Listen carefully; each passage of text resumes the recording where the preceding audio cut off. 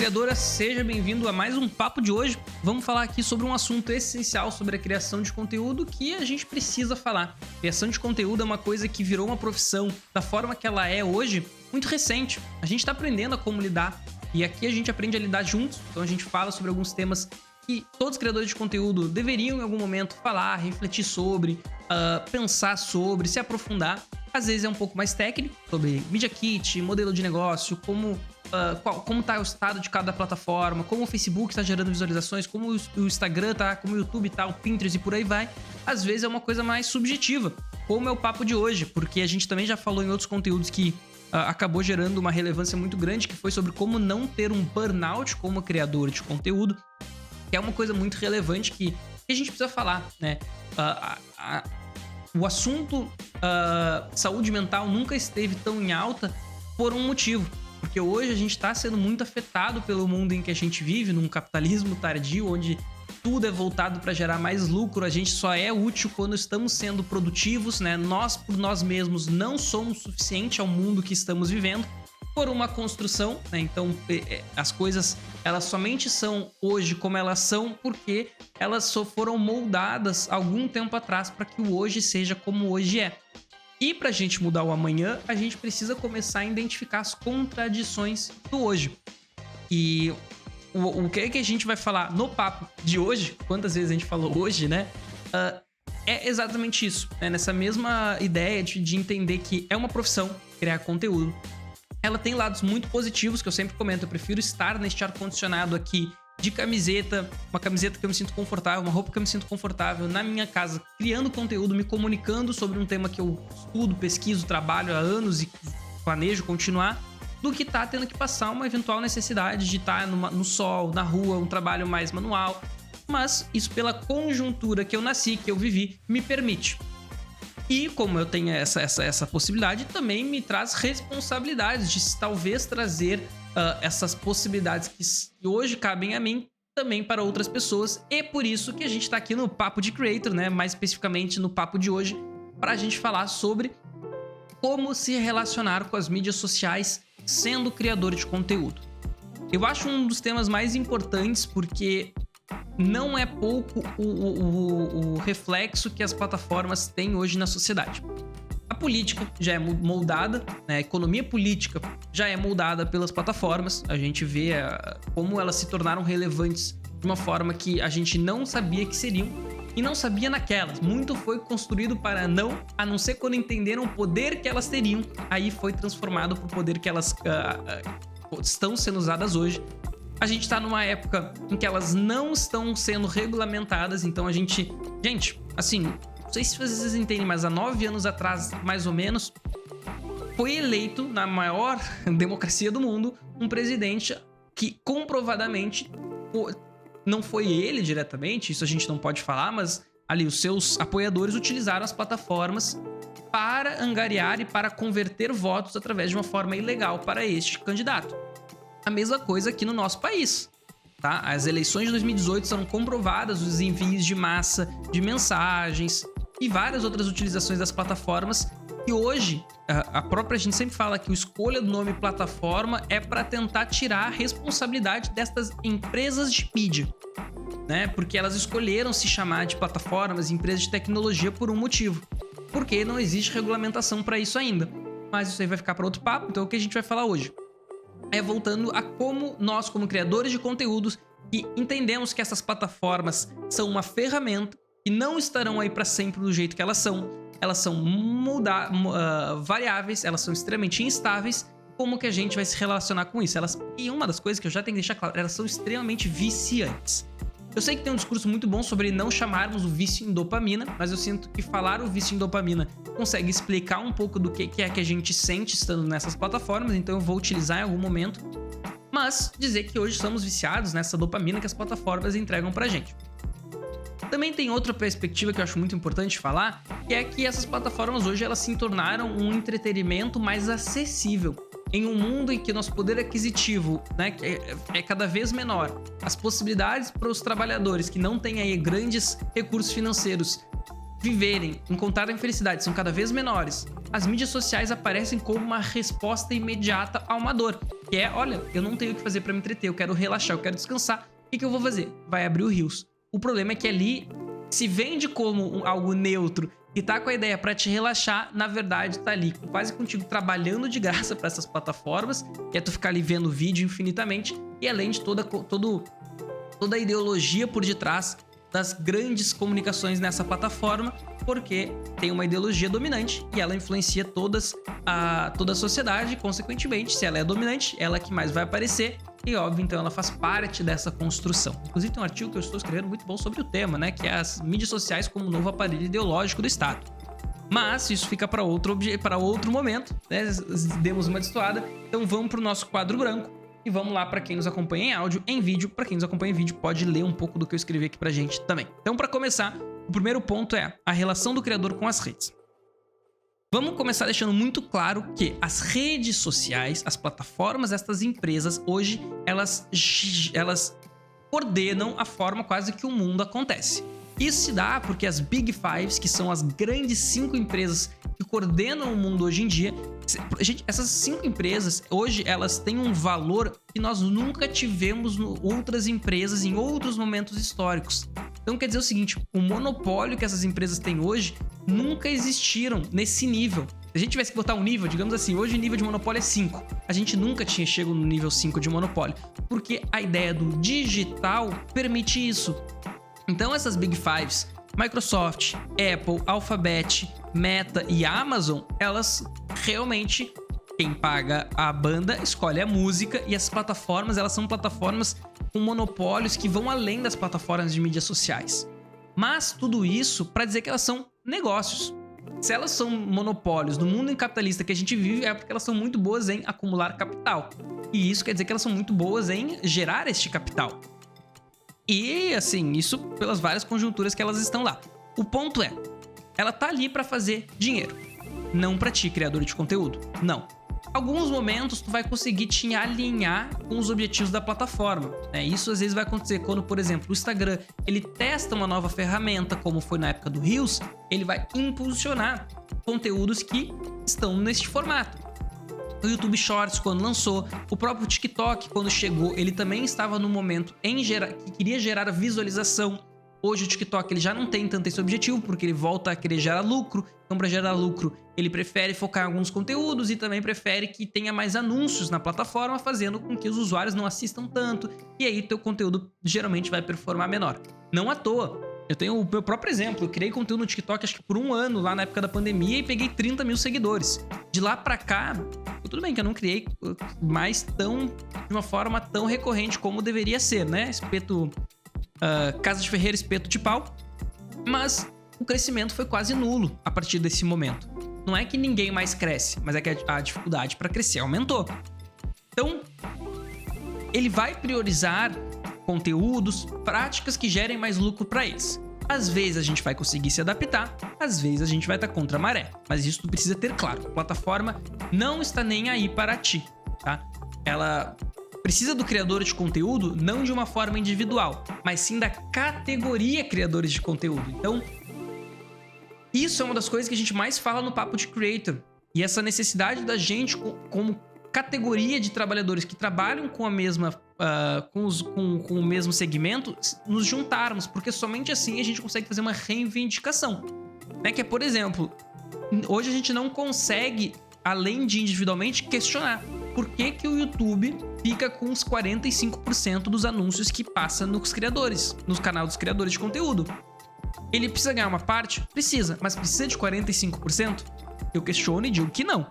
Mas a gente nunca vai conseguir fazer isso de forma individual.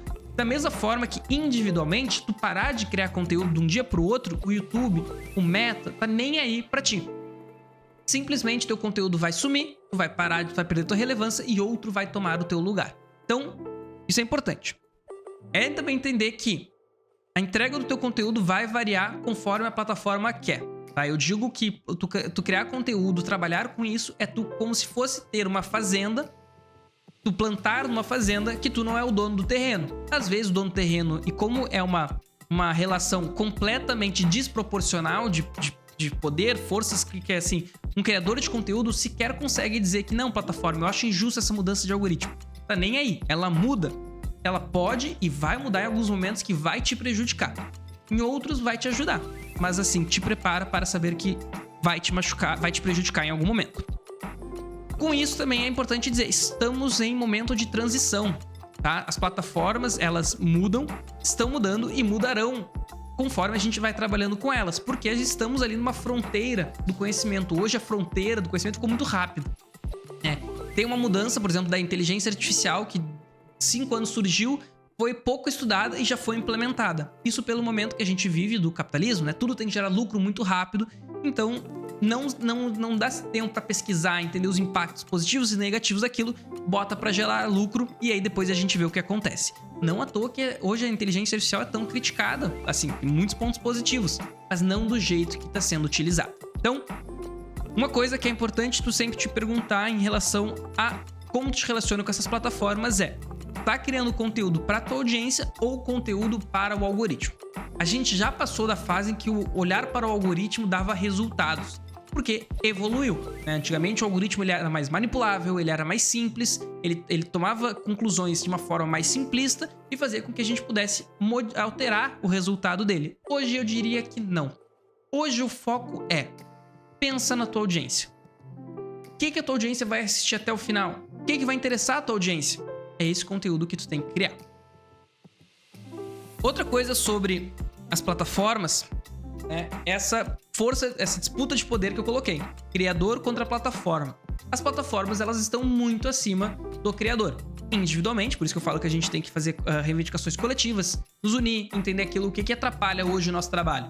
Eu digo que o YouTube ficar com 45% é uma das coisas que mais atrapalha os criadores de conteúdos pequenos. Então, por que a gente não consegue reivindicar isso? Mas as plataformas, prioritariamente, elas estão no controle da distribuição, tá?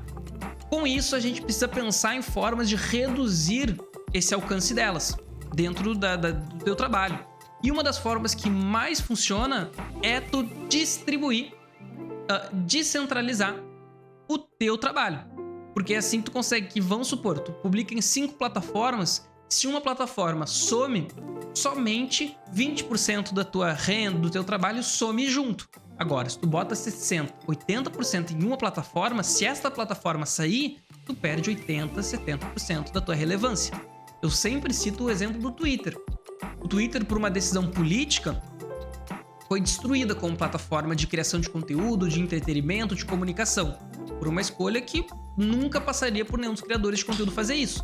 Agora imagina a quantidade de páginas, de perfis que tinham relevância lá, que não migraram essa relevância, não distribuíram e acabaram sendo prejudicados. A gente não tem acesso, a gente não fica sabendo, porque a gente só fica sabendo as coisas que dão certo na sociedade hoje que a gente vive.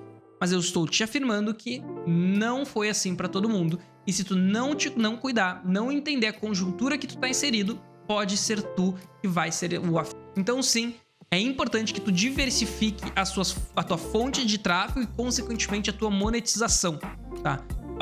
É legal tu tentar construir, e não tô dizendo pra ti conseguir produzir a mesma qualidade de conteúdos em todas estas plataformas, porque isso é impossível. Eu, por exemplo, cresci trabalhando principalmente com o YouTube, mas hoje é impossível trabalhar somente com o YouTube por tudo isso que eu acabei de apresentar para vocês.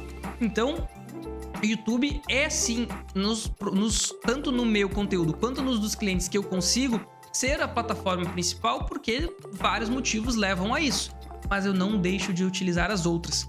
E ainda, existem formas de tu conseguir migrar para fora das plataformas, como uma newsletter que tu tem acesso aos e-mails dos teus usuários. Tu pode tentar fazer uma comunidade própria, né? Claro que hoje a gente tá vendo o YouTube, principalmente, conseguir trazer essa ideia de comunidade para dentro da plataforma, que é uma das coisas que eu, por mais que eu acho bom, eu entendo que a longo prazo vai virar um monopólio ainda maior. Que é o YouTube tá fazendo todas as movimentações nesse último ano para que cursos, conteúdos pagos, uma paywall, né, que a gente fala, conteúdos que só são acessados depois que o usuário paga ali uma certa taxa, trazendo para dentro do YouTube, né? Então, inclusive, se tu quer ficar sabendo de todas as atualizações que tem aqui nas mídias sociais, corre que toda terça a gente tem o Me Atualiza Aí. Então, agora sim, trazendo um pouco mais pro lado individual.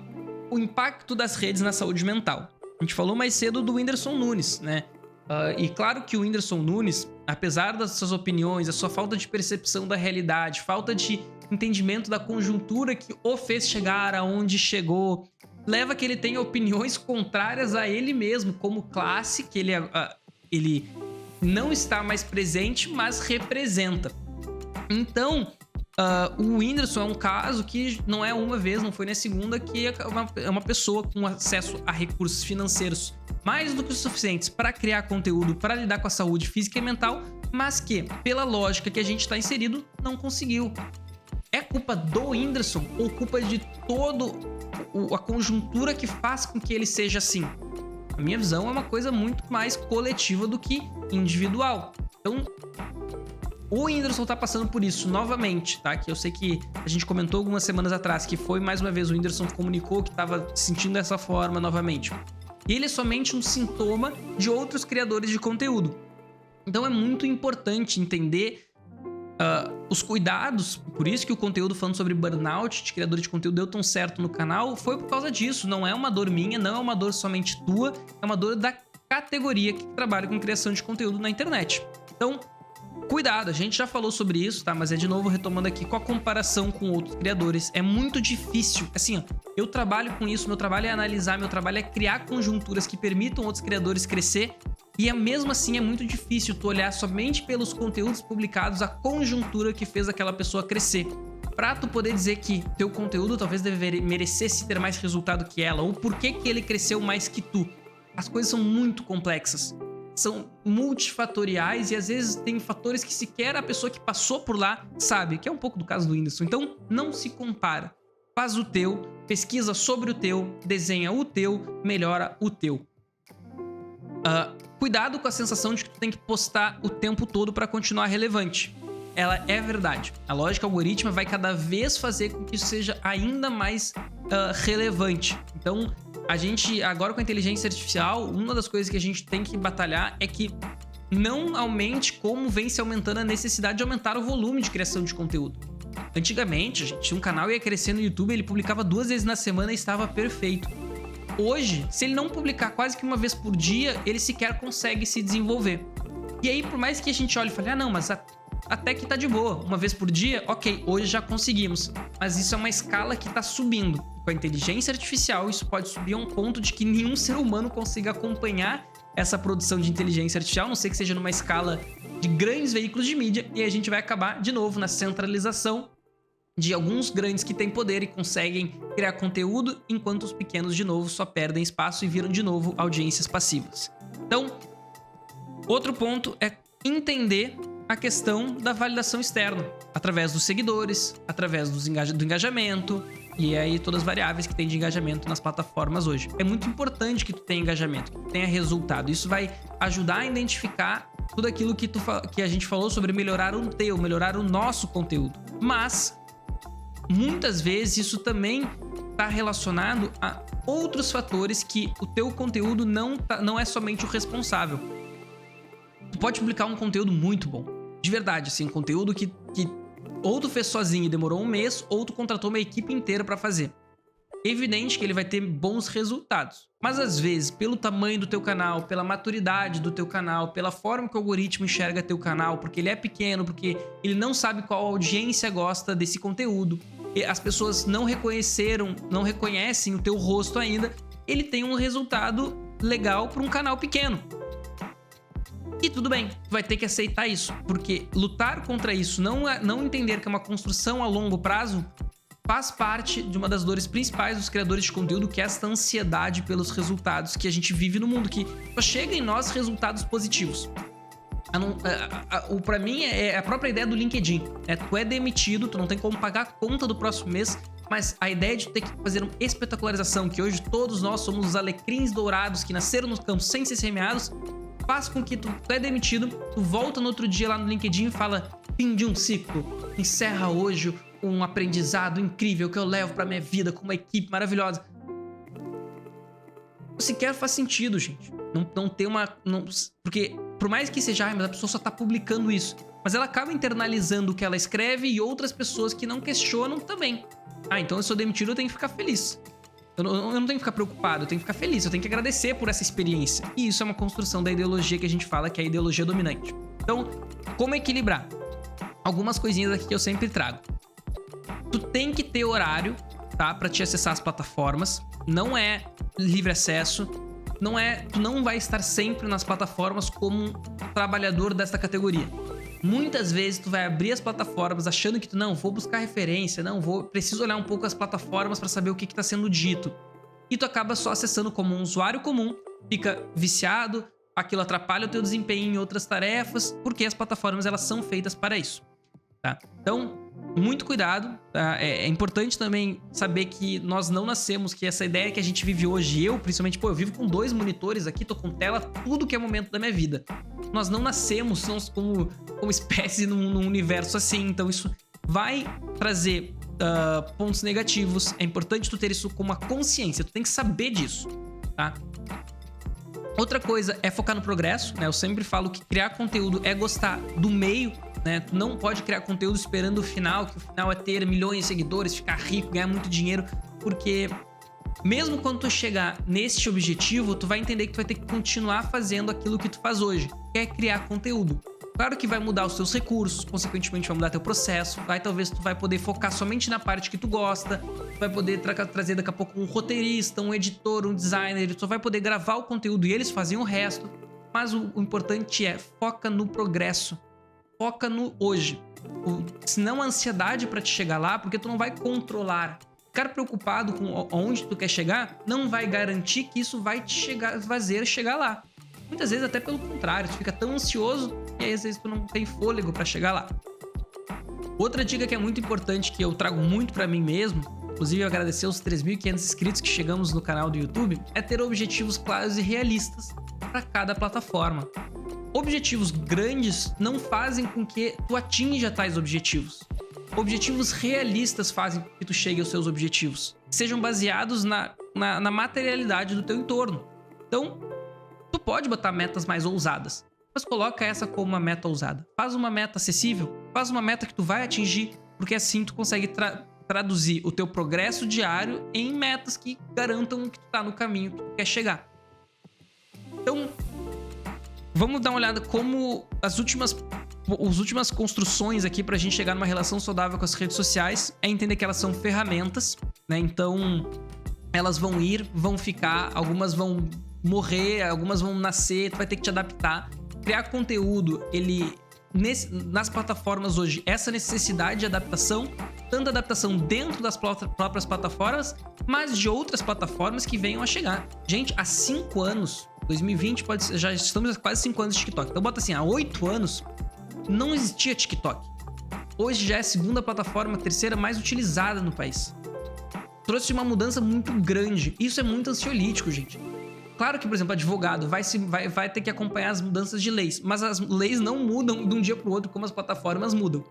Um engenheiro, as leis da física não mudam de um dia para o outro. Um historiador, a história não muda de um dia para o outro. A história contemporânea sim, mas o estudo da história. Então, é muito perigoso essa ideia da gente ficar preso ao que são as plataformas hoje, tá? E olhar elas como fim. Elas são o meio para a gente trabalhar através da construção de audiência, se relacionar com pessoas que querem ouvir o que tu tem a dizer sobre determinado assunto. Eu gosto muito da ideia de tu criar intencionalmente, tá? Todos os clientes, projetos, o meu projeto, ele tem um desenho muito a longo prazo. Eu sei o que eu quero fazer no curto, no médio e no longo prazo. Isso não quer dizer que é um caminho que não vai mudar, mas quer dizer que há um caminho a ser percorrido. Isso dá uma tranquilidade. E eu digo assim, conforme eu trazendo uma coisa muito pessoal aqui, conforme eu vou ficando mais velho, eu percebo que a capacidade da gente planejar anos pra frente da nossa vida nos proporciona atingir objetivos maiores. E criar conteúdo está diretamente relacionado à ideia da gente conseguir construir algo a longo prazo. É como se fosse uma grande obra que nunca tem fim. Tu vai todo dia acordar, botar tijolo, dormir, acordar, botar tijolo e dormir, mesmo quando tu tiver construído o quarto, a casa, o sofá, tudo que tu construiu, tu tem que continuar. Nunca vi alguém construir um sofá, né? Mas tudo bem. Tu vai ter que continuar acordando, botando tijolo e dormindo. Então, tu planejar o longo prazo vai te dar uma tranquilidade muito grande. E essa tranquilidade é muito importante. Pra ti também conseguir evitar seguir modismo. Eu não trabalho hoje, muito raramente, com ficar de olho em trend, seguir trend, falar de polêmica, se adaptar à polêmica, opinar de conteúdos que eu não tenho embasamento, porque eu entendo que hoje eu opero pela lógica da influência responsável. Eu sou responsável pelo que eu comunico aqui, e isso faz com que eu não possa sair me aventurando somente buscando visualização. A gente teve um caso aqui que a gente vai falar na quarta-feira de um influenciador que entendeu que sensacionalismo, coisas bizarras dão visualização. Eu sempre falo isso. Essa lógica é muito perigosa. Quer ver tu ganhar visualização? De hoje pra amanhã, sai pelado correndo na rua. Eu juro, eu acho que eu dou 30 minutos pra te estar na televisão. Talvez pelado não seja tão interessante na rua. Entra num banco, gritando alguma coisa, pelado, eu sei que tu vai sair. Isso é relevância, tu vai ser relevante. Agora, é relevância a longo prazo? É uma construção das pessoas quererem ouvir o que tu vai dizer sobre um assunto futuro? É uma relevância que vai te possibilitar monetizar essa tua relevância? É uma relevância que tu consegue gerenciar esse teu alcance de alguma forma? Não. Então, construir essa relevância de uma forma a longo prazo, sem modismo, é o que vai fazer tu chegar aonde tu quer chegar. Pra mim, um grande exemplo disso é o Jovem Nerd. Os caras estão construindo esse império digital deles desde os anos 2000. Eu diria que tem 25 anos aí de Jovem Nerd, e não à toa hoje eles são o que eles são, construíram o que eles construíram. Então, teste, tá? Dependendo da tua possibilidade, te aventure, vai testar outras plataformas, testar outros formatos de conteúdo, vai dar uma olhada naquilo que pode funcionar pra ti, mas entenda que é um modelo de negócio que tu tem que saber quanto que custa, quanto que tu ganha. E não é só porque é digital. Ah, não, mas eu sento lá, em 1 hora eu faço. Então tudo bem, quanto é que custou essa 1 hora? Quanto é que custou esse equipamento que tu utiliza? Quanto é que custou esse software que tu utiliza? Quanto é que custou esse sistema pra te publicar ele agendado, né? Que pode ser de graça, sei, mas um processo grande vai utilizar uma ferramenta paga, porque estes são os custos. Então tudo tem custo. Lembra sempre disso. Então, equilíbrio, tá? Buscando equilíbrio, pra mim, o principal ponto é entre consumir e criar conteúdo. Sim, tu precisa consumir conteúdo para estar adaptado ao que se mais moderno, mais atual, que vai funcionar na criação de conteúdo. Mas isso não significa tu estar presente 24 horas como um usuário. Significa tu saber aonde olhar, como olhar e quais momentos olhar. Eu faço toda semana uma coletânea das principais notícias que vocês, criadores de conteúdo, têm que saber.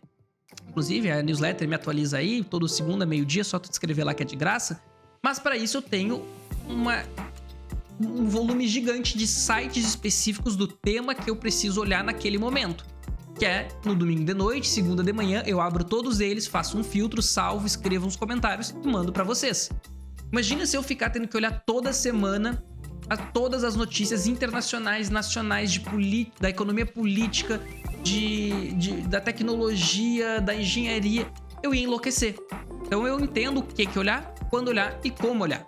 E isso é a mesma coisa pro conteúdo. Quais perfis, quais formatos, quais dias da semana, o que olhar, como olhar. É bem diferente tu abrir o Instagram e ficar passando. Ah, mas eu tenho um feed que é só de referência.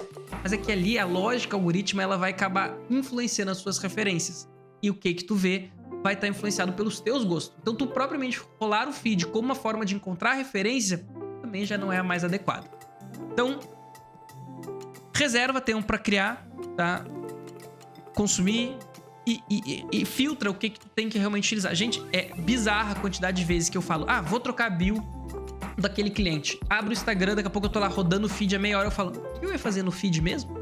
No Instagram? Eu não só perdi meia hora, eu não fiz o que eu tive que fazer, não busquei referência, simplesmente porque a minha ferramenta de trabalho, eu também a utilizo como usuário, fazendo com que eu também esteja exposto às manipulações que ela tem com o usuário. É tu rodar o feed infinitamente. Então, lembra, criar conteúdo é um jogo a longo prazo, né? Tu tem que entender como utilizar essas plataformas que hoje regem o nosso mundo a teu favor, entendendo que elas não estão nem aí pra ti, elas não estão importando contigo.